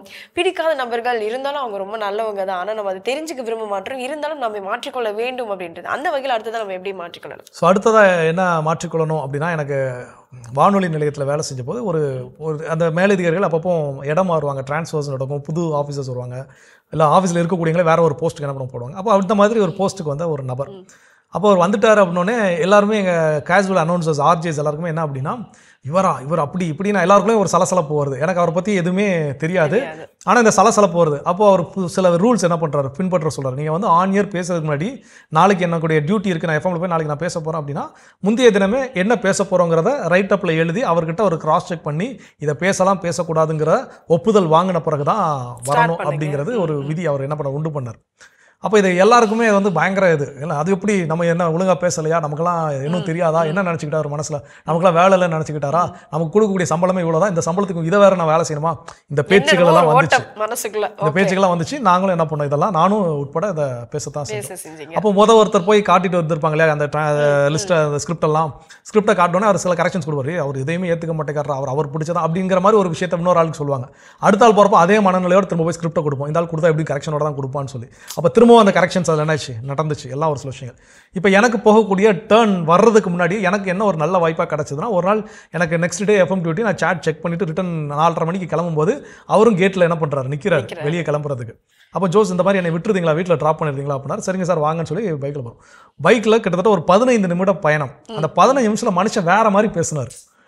அப்போ பேசணுன்னே என்ன இறக்கி விட்றப்ப கேட்டேன், சார் உங்களை வந்து அப்படி இப்படி ஆகா ஓக நீங்கள் ரொம்ப ஸ்ட்ரிக்ட் அப்படி இப்படிலாம் சொன்னாங்க, ஆனால் இந்த மாதிரியான ஒரு கண்ணோட்டத்தில் வந்து நீங்கள் நான் உங்களை பார்க்கவே இல்லை, இப்படி ஒரு சில விஷயங்கள் இருக்குது அப்படின்னு நீங்கள் எனக்கு டிஃப்ரெண்ட்டாகவே நீங்கள் எனக்கு ஃபீல் ஆச்சு அப்படின்னு சொன்னோன்னே அவர் சிரிச்சுக்கிட்டே ஒன்றுமே சொல்லலை. அப்படி தான் சொல்லுவாங்கப்பா போப்பா எல்லாம் யாரும் சொல்லலாம் அப்படின்னு சொல்லிட்டு போயிட்டார். அதற்கு அடுத்து 2 நாட்களுக்கு அப்புறம் என்னுடைய டேர்ன் வருது. நான் போய் அந்த ஸ்கிரிப்ட் என்ன பண்ண கரெக்ஷன்ஸ் பண்ணோம். இப்போ நான் எந்த ஒரு அவங்க சொன்ன எந்த ஒரு விஷயமே இன்புட் என்ன பண்ணல, நான் எடுத்து நானாக போய் உட்காந்து ஸ்கிரிப்டில் அதுலேயும் கரெக்ஷன்ஸ் இருந்துச்சு, இதெல்லாம் சொல்லலாம், இதெல்லாம் சொல்லக்கூடாதா அப்படிலாம் எல்லாம் சொன்னார். சில விஷயங்கள் அவர்கிட்ட கேள்வி கேட்டது, ஏன் சொல்லக்கூடாது, இதை சொல்லாததுக்கான காரணம் என்ன, அப்போ அதற்கான விளக்கத்தை என்ன பண்ணார், கொடுத்தாரு. அப்போ அதுக்கு முன்னாடி இந்த மாதிரியான நடைமுறை இருந்திருக்குது. வானொலியில் சொன்னால் அது சரி, வானொலியில் சொல்லிட்டாங்கப்பா நம்பலாம் அப்படின்னு சொல்லக்கூடிய ஒரு கூட்டம் இருக்குது. அப்போ தகவல்கள் உறுதிப்படுத்தப்பட்ட தகவலாக இருக்கணும். இதுதான் அவருடைய கண்ணோட்டம். அப்போ இன்னொருத்தவங்க 1000 பேர் சுற்றி இருக்கிறவங்க என்னன்னாலும் என்ன பண்ணட்டும், நமக்கு சொல்லட்டும். ஓன் எக்ஸ்பீரியன்ஸ், நான் தனிப்பட்ட முறையில் அந்த நபரோடு என்கவுண்டர் பண்ணி பேசி பழகி அதை நான் தெரிந்து கொண்ட பிறகு ஒரு முடிவுக்கு வர வேண்டும். சிறப்பு. அது உங்களுடைய ஓன் எக்ஸ்பீரியன்ஸ்ல இருந்து ஒரு எக்ஸாம்பிளா சொன்னது உண்மையா ஒரு அற்புதமான தெளிவா கிடைச்சது. நம்ம இன்னும் தொடர்ந்து இதை பத்தி தெரிஞ்சுப்போம். இப்ப அடுத்த பகுதி பார்க்கலாம்.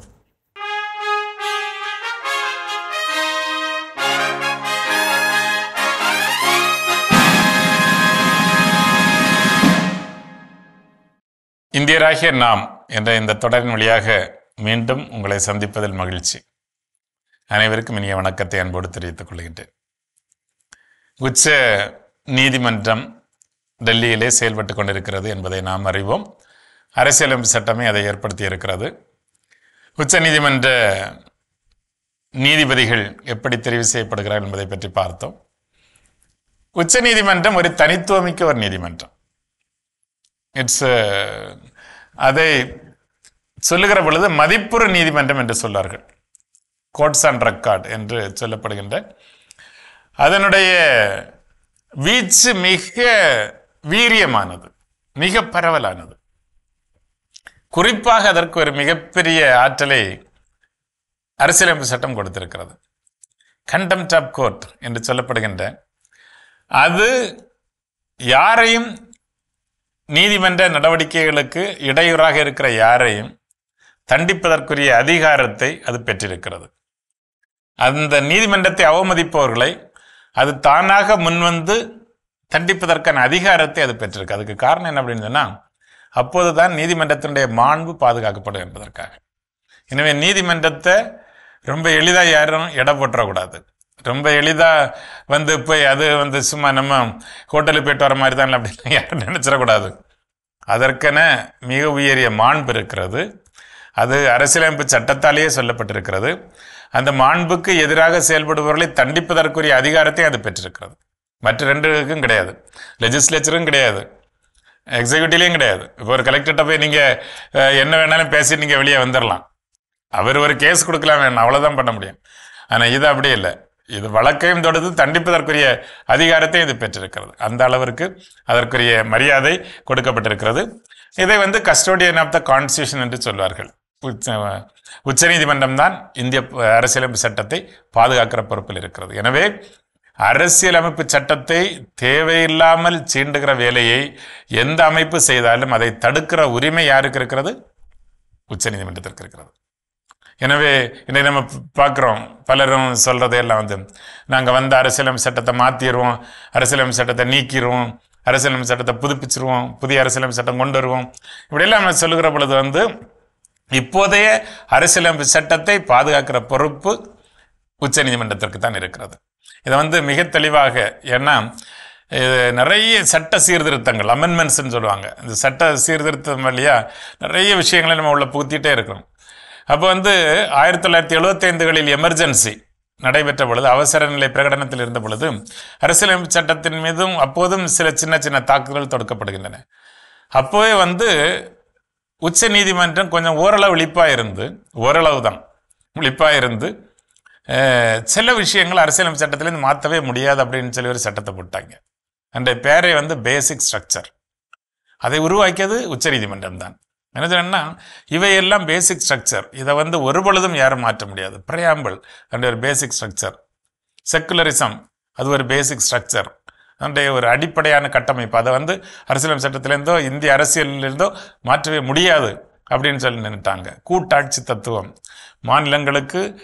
மாநிலங்களும் மத்தியும் இணைந்தான் செயல்பட வேண்டிய தவிர மத்திக்கு மட்டும் அதிகாரம் கிடையாது. கூட்டாட்சி நடைமுறையில் இருக்க வேண்டும். பன்முகத்தன்மை, இட்ஸ் எ ப்ளூராலிட்டி, அது பாதுகாக்கப்பட வேண்டும். இப்படிப்பட்ட அது சட்டத்தின் ஆட்சி, ரூல் ஆஃப் லா என்று சொல்லி இவையெல்லாம் பாதுகாக்கப்பட வேண்டும் என்று சொல்லி இவையெல்லாம் அரசியலமைப்பு சட்டத்தினுடைய பேசிக் ஸ்ட்ரக்சர், அடிப்படை கட்டுமானம் என்று வர்ணித்ததை உச்ச நீதிமன்றம் தான். இவை இந்த அதிகாரத்தை எல்லாம் அரசியலமைப்பு சட்டம் அதற்கு கொடுத்திருக்கிறது. ஏன்னா இதுதான் அதை பாதுகாக்க முடியும். எதற்காக என்று சொன்னால், என்ன அரசியலமைப்பு சட்டம்தான் பல உன்னதமான விழுமியங்களை, மதிப்பீடுகளை அது செயல்படுத்துவதற்காக கொடுத்திருக்கிறது. அது யாரு செயல்படுத்தணும்? சட்டம் இயற்றுவதன் வழியாக பாராளுமன்றம், நிர்வாக செயல் மூலம் நிர்வாகத்துறை. ஆனால் அதை விளக்கி சொல்லி அதை செயல்படுத்தாத பொழுது செயல்படுத்த வேண்டும் என்று சொல்லுகிற தன்மையை இது உச்சநீதிமன்றம் தான் கொண்டிருக்கிறது. எனவே உச்சநீதிமன்றம் ஒரு மதிப்புறு நீதிமன்றம் என்பதை நாம் உணர்வில் கொண்டவர்களாக இந்த நீதிமன்றத்தினுடைய மாண்பை சீர்குலைக்கிற செயல்களை புறந்தள்ளி அதனுடைய மாண்பை பாதுகாக்கிற செயல்பாடுகளில் நாமும் ஈடுபட வேண்டும் என உங்களை அன்போடு கேட்டுக்கொள்கின்றேன். அனைவருக்கும் நன்றி, வணக்கம். அருமையான இந்தியராகிய நாம் பகுதி பார்த்துட்டோம். அதோடு இன்றைக்கி நம்ம பேசிகிட்டு இருக்கிறோம் நம்முடைய கடவுள் வணக்கம் நிகழ்ச்சியில். எனக்கு ஒருத்தர் பிடிக்கலங்கிறதுக்காக அவரை நான் வெறுத்து விடுவதோ, அவரை ஒதுக்கி விடுவதோ, இதெல்லாம் என்னுடைய தவறான கண்ணோட்டம். அப்போ அந்த கண்ணோட்டத்தை நான் மாற்றிக்கொள்வதற்கு செய்ய வேண்டிய செயல்கள் என்னென்னு பேசிகிட்டு இருக்கிறோம். அடுத்தது என்ன சொல்கிறாங்க? நம்ம கண்ணு முன்னாடியே அப்படிப்பட்ட ஒரு பர்சன் ஒரு நற்செயல்களை செஞ்சுருக்கலாம், இல்லை பாராட்டுக்குரிய செயல்களை செஞ்சுருக்கலாம். அந்த மாதிரி ஒரு தருணம் கிடைக்கும் பொழுது என்னதான் உங்களுக்கு பிடிக்காத நபராக இருந்தாலும் அந்த சிறிய சிறிய காரியங்களை குறித்து, அந்த செயல்களை குறித்து பாராட்ட தயங்காதீங்க. அப்போ தான் தெரியும் அவங்க நல்லவங்களா கெட்டவங்களா. இன்னும் கொஞ்சம் டீப்பா போய் நீங்க தெரிஞ்சுக்கலாம். உங்களையும் நீங்க மாற்றிக்கொள்வதற்கு ஒரு சிறப்பான வாய்ப்பு அமையும். இது நிறைய நேரங்கள் நம்மளே பார்த்துருப்போம். என்ன அப்படின்னா, ஏதாவது ஒருத்தர் மேடையில் ஏறி அழகாக பெர்ஃபார்ம் பண்ணியிருப்பார், பேசியிருப்பார், வெல்கம் அட்ரஸ் கொடுத்துருப்பாரு, ஏதோ ஒரு மானிய தேனை பொன்மானையெல்லாம் போட்டு அவர் ரொம்ப கேட்சி எல்லாரும் பாராட்டுமான ஒரு விஷயம் செஞ்சிருப்பார். எனக்கு அவரை பிடிக்கல அப்படின்னு நான் என்ன பண்ணுவேன், பக்கத்தில் உள்ளவங்ககிட்ட போயிட்டு என்னத்தை சும்மா எவ்வளோ நேரத்தை எடுத்துக்கிட்டா, இதெல்லாம் யாரு கேட்க போறா, இப்போ கேட்டாங்களா? ஏன்னா என்னால் அவருடைய வெற்றியை ஏற்றுக்கொள்ள முடியவில்லை, அவருடைய திறமை என்னால் ஏற்றுக்கொள்ள முடியவில்லை. பிரச்சனை சுற்றி பார்த்தோன்னா பிரச்சனை இங்கே அடுத்தவங்ககிட்ட இருக்கிறதே கிடையாது. ஸோ அப்போ அந்த நிலைகளில் நான் மனதார அவர்களை பாராட்ட வேண்டும். என்னால மனசார பாராட்ட முடியல அப்படின்னாலும் கூட அட்லீஸ்ட் பொய்க்குனாலும் வா சூப்பரா பண்ணீங்கன்னு ஒரு கை கொடுத்துட்டு வரக்கூடிய பழக்கத்தை ஸ்டார்ட் பண்ணிட்டோம் அப்படின்னா இயல்பாகவே நம்மால் உண்மையாக பாராட்டக்கூடிய ஒரு பழக்கம் தன்மை நமக்கு வந்துடும். எஸ், அதுல அன்டவுட், அது எந்த இதுவும் கிடையாது. நம்ம இதை தொடர்ந்து கத்துப்போம். இப்ப அடுத்த பகுதி பார்க்கலாம்.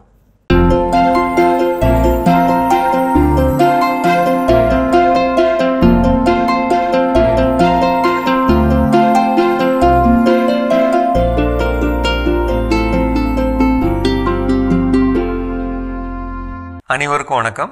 இன்றைய பதிவில் நம்ம பார்க்க போகிற விஷயம் என்னென்னா, இன்றைக்கி தமிழ்நாட்டோட பெரும்பாலான இடத்துல நடவு செஞ்சிருக்க ஒரு முக்கியமான பயிர் மக்காச்சோளம். இந்த மக்காச்சோளத்தோட நான் சொல்ல வர்ற முக்கியமான பாயிண்ட் என்னென்னா, சர்வசாதாரணமாக 80,000 1,20,000 பயிர்கள் ஒரு ஏக்கர் நிலத்தில் இருக்கும். அவ்வளவு எண்ணிக்கையில் இருந்து அதிகமான கதிர்கள் தர வேண்டிய ஒரு பயிர். ஒரு ஏக்கருக்கு 3.5 டன்னு, அதாவது 3,500 கிலோலேருந்து 4,000 கிலோ கிடைக்கணும்னா, அந்த அளவுக்கு விளைச்சல் கிடைக்கணும்னா அந்த கதிரும் முழு கதிர்லேயும் பருப்பு இருக்கணும். அந்த பருப்பு நல்லா எடையோடு இருக்கணும். இப்படி இது இருக்கணும் அப்படின்னு சொன்னாலே நீங்கள் கண்டிப்பாக ஆரம்பத்திலேருந்து கவனிக்க வேண்டியது, தரமான விதைகள் வாங்கி நடவு பண்ணி இருந்திருக்கணும். அல்லது நடவு பண்ண போகிறவங்க தரமான விதை வாங்கி பண்ணுங்க. அந்தந்த பகுதிக்கு ஏற்ற ரகங்களை நடுங்க. தரைப்பகுதியில் ஜீவாமிர்தம் இருந்தால் கொடுத்துக்கிட்டே இருக்கணும். மீனமிலம் இருந்தால் கொடுக்கணும். அல்லது பஞ்சகாவியா அல்லது ஹியூமிக் அமிலம் இதை கலந்து ஒவ்வொரு 10 நாளைக்கு ஒரு முறை கொடுத்துக்கிட்டே வரணுங்க. இதில் ரொம்ப ரொம்ப முக்கியமானது என்னென்னா, ஆரம்ப காலத்தில் 15வது நாளும் 30வது நாள் அல்லது 20வது நாளும் 40வது நாளும் 100 லிட்டர் தண்ணியில் 1 லிட்டரு ட்ரைகோட 1 litre Pseudomonas, 1 litre Bacillus thuringiensis, 200 gram Solubor அப்படிங்கிற போரான் பவுடர், 1/2 லிட்டர் ஹியூமிக் அமிலம், 1/2 லிட்டர் கடல் பாசி உரம், இது கலந்து தெளிச்சிடணுங்க. வாய்ப்பு கிடைக்கிறப்பெல்லாம் தெளிச்சிடணும். அந்த புழு இருக்குது பார்த்தீங்களா, அந்த புழுவை எடுக்கிறதுக்கு தான் அந்த பேசிலஸ் துரிஞ்சியன்சிஸ் நம்ம கொடுக்குறோம். 100 லிட்டருக்கு 1 லிட்டர் கலந்து 1 கிலோ நாட்டு சர்க்கரை கலந்து வச்சுட்டு தெளிக்கிறோம். அதுக்கு பதிலாக தான் நம்ம இதெல்லாம் கலந்து தெளிக்கிறோம். எந்த இடத்துல பயிர்கள் வரப்பில்னு பார்த்தா ஒரே உயரம் இருக்கணும். ஒரு உயரம் இல்லாமல் மேடு பள்ளமாக எங்கே இருக்கோ, எங்கே மேடு பள்ளமாக இருக்கோ அந்த பள்ளமான இடங்களில் படுற மாதிரி தெளிக்க வேண்டிய தெளிப்புக்கு முக்கியத்துவம் கொடுக்கணும். இதெல்லாம் மேலே தெளித்து கீழே தரைவழி வாய்ப்பு இருந்தால் 200 லிட்டர் தண்ணியில் 3 லிட்டர் மீன் அமிலத்தோட 1 லிட்டர் ஹியூமிக் அமிலம் 1 லிட்டர் கடல் பாசி உரம் கலந்து தரையில் கொடுக்கணும். 50வது நாளுக்கு அப்புறம் 200 லிட்டர் தண்ணியில் 3 லிட்டர் மீன் அமிலமோ 1 litre potash bacteria 1 litre rhizobium பக்கத்தில் அக்ரி ஆஃபீஸில் கிடைக்கும், இல்லை வெளியில் கிடைக்கும், சாம்பல் சத்துக்காகவும் நுண்ணூட்ட சத்துக்காகவும் இதை கலந்துக்கிறோம். இன்னும் சொல்லப்போனால் நுண்ணூட்ட சத்துக்காக கடல் பாசி உரம் கலந்துக்கிறோம். இதை கலந்து இதை நம்ம தரைவெளியில் பாய்ச்சிக்கிறோம். பயிர் முடிகிற வரையிலும் நம்ம பாய்ச்சணும். இதை செய்யும்போது என்ன ஆகும் அப்படின்னா, முழு கதிர்களும், அதாவது ஒரு கணக்கு என்ன இருக்குது அப்படின்னா, ஒரு மக்காச்சோளம் ஒரு கதிரில் 1000 மணிகள் இருக்கணும். 1000 மணிகள் இருக்கணும். அப்போ அந்த 1000 மணிகள் வரணும்னா ஆரம்பத்தில் பயிர் ஆரம்பிக்கிறப்ப போரான் சத்து கொடுத்துருக்கணும். பூ எடுக்கிறப்பையும் போரான் சத்து கொடுக்கணும். ஒரு சில நேரம் செம்மண் நிலத்தில் போட்டிருக்கிறவங்க நம்ம என்ன பண்ணலாம்னா, வாய்ப்பு கிடைச்சா சூடோமோனஸை பவுடராக கலந்துக்கணும். திரவமாக இல்லாமல் பவுடராக கலந்துக்கணும். பவுடரில் என்ன முக்கியம், அதில் சுண்ணாம்பு பவுடர் இருக்கும். சுண்ணாம்பு பவுடரில் தான் அதை போட்டு கலங்கியிருப்பாங்க. அப்போ அந்த சுண்ணாம்பு தன்மை அந்த பயிருக்கு தேவை. சுண்ணாம்பு, போரான், சிலிக்கான், இந்த 3 தான் ஒரு பயிரோட வாழ்க்கைக்கு ரொம்ப முக்கியம். சுண்ணாம்பு, போரான், சிலிக்கா, இது 3 இருந்தால் பயிர் ஸ்ட்ராங்காக இருக்கும். அப்படி இருந்தால் ஒரு புழு கடிக்காது, ஒரு பூச்சி கடிக்க முடியாது, கடினமாக இருக்கும். அதனால் இந்த 3 சத்து முக்கியம். அதுக்கு தான் நான் இதெல்லாம் தெளிக்க சொல்கிறேன். இதை தெளிங்க, பயிர் நல்லாயிருக்கும். தரையில் கொடுங்க, முழுமையான விளைச்சல் கிடைக்கும். ஒரு ஏக்கருக்கு 3.5 டன் எடுத்து ஆகணும். அந்த கவனத்தோடு செய்யுங்க. இவ்வளோ நாள் கொடுக்கலனாலும் இனிமேலாவது கொடுங்க. சரிங்களா? மீண்டும் சந்திப்போம். சிறப்பான பகுதி உழவும் உயர்வும் நம்ம பார்த்துட்டோம் ஜோ. எஸ், இன்றைய நாளில் நமக்கு பிடிக்காத நபர்கள், அவர்கள் நல்லவங்களா இருந்தாலும் நமக்கு பிடிக்கல அப்படின்ற ஒரு ரீசனுக்காக அவங்க நல்லவங்களே அப்படின்னு நம்ம சொல்லக்கூடாது. நம்மக்கிட்ட தான் சில வழிகளை நம்ம மாற்றிக்கணும் அப்படின்னு தான் பேசிட்டு இருக்கோம். அந்த வகையில் அடுத்ததான் என்ன பண்ணலாம்? ஸோ அந்த வகையில் அடுத்தது நம்ம செய்ய வேண்டிய விஷயம், ஒருவேளை ஒருத்தரை போய் நான் நெருங்கி பழகிறேன், நான் இது வரைக்கும் எனக்கு அவங்க கொடுத்த தவறான கண்ணோட்டம் இருக்குது, இன்றைக்கி இவ்வளோ விஷயங்கள் தெரிந்த பிறகு நான் அவங்ககிட்ட என்ன பண்ணுறேன், பழகுவதற்கு நான் முயற்சி மேற்கொள்கிறேன். நான் பழகி பார்த்த பின்னரும் தெரியுது அவங்ககிட்ட ஏதோ நெகட்டிவான விஷயங்கள் இருக்குது, அவங்க தப்பு பண்ணுறாங்க அப்படின்னு தெரியுது அப்படின்னா நான் அவங்கள வெறுக்கணுங்கிற அவசியம் எனக்கு இல்லை. அவங்கள விட்டு விலகி இருந்துக்கலாம், அவ்வளோதான். ஓகே, உங்களுடைய வேல்யூஸ், மாரல் வேல்யூஸுக்கும் என்னுடைய மாரல் வேல்யூஸுக்கும் செட் ஆகாது. நீங்கள் உங்கள் வேலையை பார்த்துட்டு போங்க, நான் என் வேலையை பார்த்துட்டு போகிறேன். அப்போ அவரோடு இணைந்து பயணிக்க வேண்டிய சூழல் இருந்துச்சுன்னா, அப்போ இணைந்து பயணிக்கின்ற பொழுது அது என்ன வேலைக்காக சேர்ந்துருக்கோமோ அந்த வேலையை செஞ்சால் மட்டும் போதுமே தவிர, அவர் இப்படி தவறானவர், இவர் கூட போய் நான் வேலை செய்கிறது அந்த கண்ணோட்டம் தேவையில்லை. அப்போ எல்லாத்தையும் நம்ம சைடு நம்ம சரி பண்ணிக்கிட்டோம், நம்ம பெர்ஸ்பெக்டிவ் எல்லாத்தையும் சரி பண்ணிக்கிட்டோம் அப்படின்னா அப்போ அவங்கள தேவையில்லாமல் இருக்க வேண்டிய சூழல். ஏற்கனவே நம்ம ஒரு விஷயம் சொன்னோம் இல்லைங்களா, இங்கே இந்த இடத்துல நான் கரெக்டாக இருக்கிறேன்னா நினச்சி பார்க்கணும். அப்போ என்னை பிடிக்காத மனிதர்களும் என்ன பண்ணுவாங்க, இருக்கிறாங்க. அப்போ அந்த என்னை பிடிக்காத மனிதர்களும் இப்படி தானே நினைப்பாங்க, என்னை வெறுப்பாங்கல்ல. அப்போ அது எனக்கு பிடித்தமான ஒன்றா இருக்கும்னு கேட்டால் பிடிக்காது. அப்போ அதுபோல் நானும் பிறரை வெறுக்க கூடாது. எஸ், கண்டிப்பா. மீண்டும் தொடர்ந்து பேசலாம். அடுத்த பகுதி பார்க்கலாம்.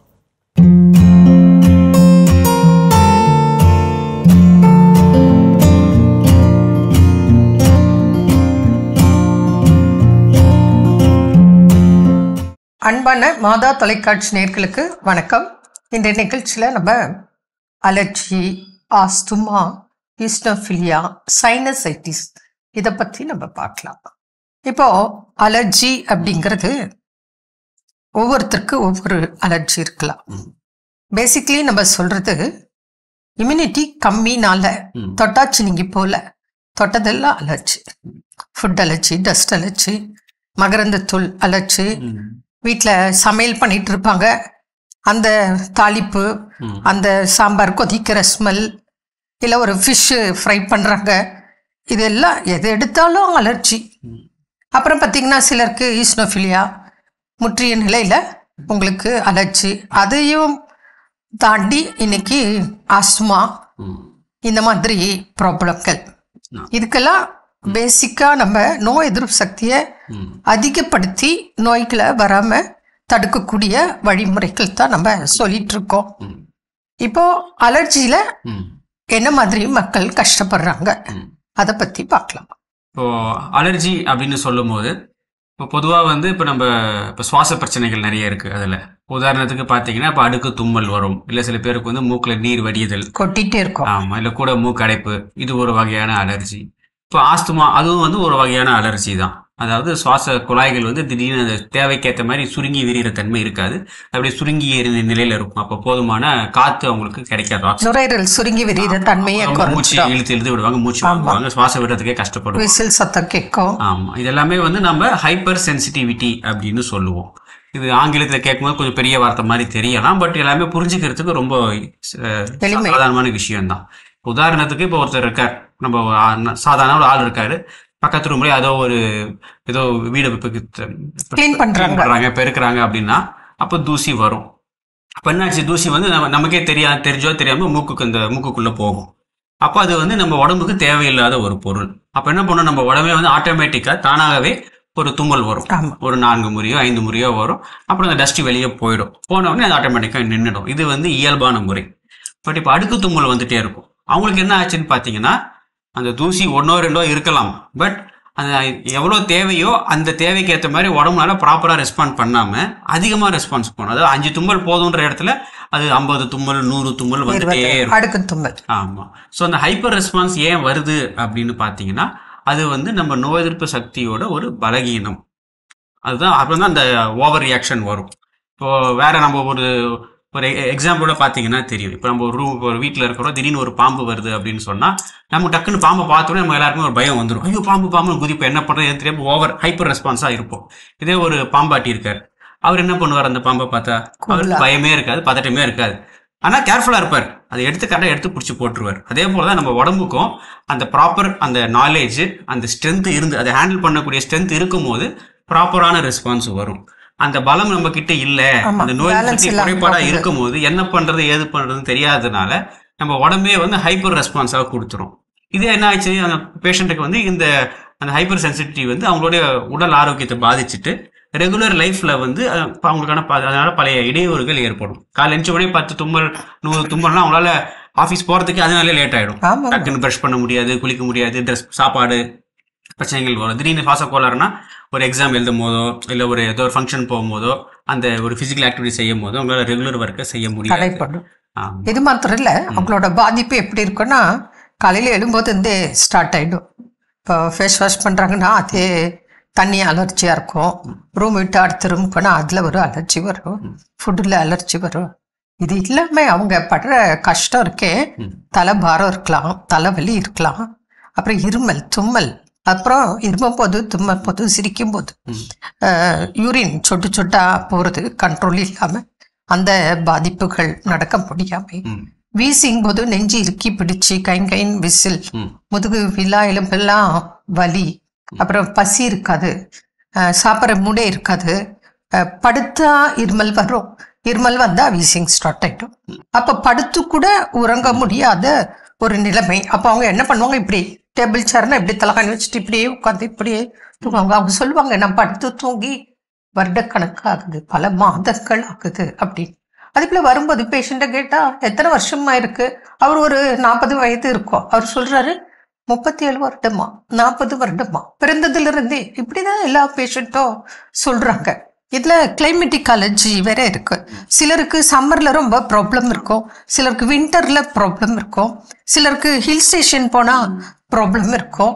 அப்போ அவங்க கேட்பாங்க, இப்போ நாங்க ஊட்டியில வேலை பார்க்குறோம், ரொம்ப பிரச்சனை இருக்கு, நாங்க மலையில இருந்து வேறு ஊருக்கு போயிடலாமெல்லாம் கேட்பாங்க. அப்படி கிடையாது, அப்படிலாம் போக வேண்டிய அவசியமே இல்லை. இருக்கிற இடத்துல இருந்தே நீங்க இந்த பாதிப்புகள் எல்லாம் இல்லாம இல்லை இருக்கிற பாதிப்புக்கு சிகிச்சை முறைகள் இருக்கு, அது கடைப்பிடித்தா உங்களுக்கு அது அலர்ஜியாக இருக்கட்டும், ஆஸ்மாவா இருக்கட்டும், சைனசைட்டிஸாக இருக்கலாம், வீசிங்காகவும் இருக்கலாம், பிரச்சனை இல்லை. அதே போல சைனசைட்டிஸ்க்கு தயவு செய்து முடிந்த அளவு அறுவை சிகிச்சை செய்யாமல் பாதுகாக்கும் வழிமுறைகள் இருக்கு.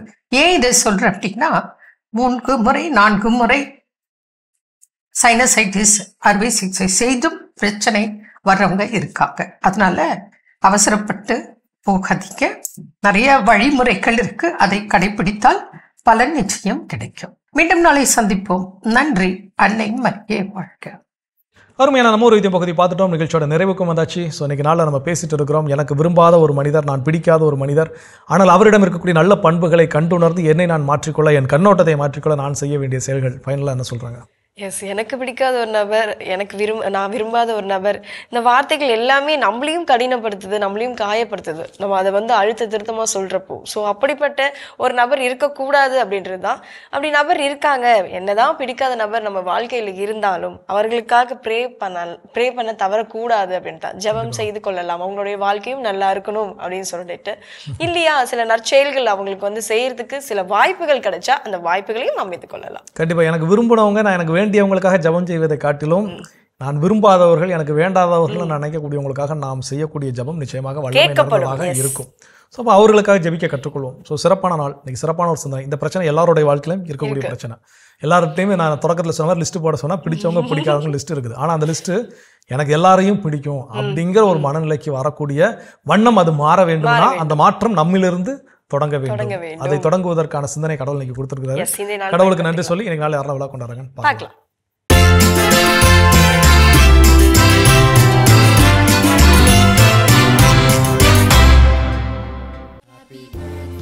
பெங்களூரை சேர்ந்த அருட்பணியாளர் டாக்டர் டெரன்ஸ் மேத்யூ இன்று தனது பிறந்த நாளினை கொண்டாடுகிறார். இவரை வாழ்த்துபவர்கள் குடும்பத்தினர், உறவினர்கள் மற்றும் நண்பர்கள்.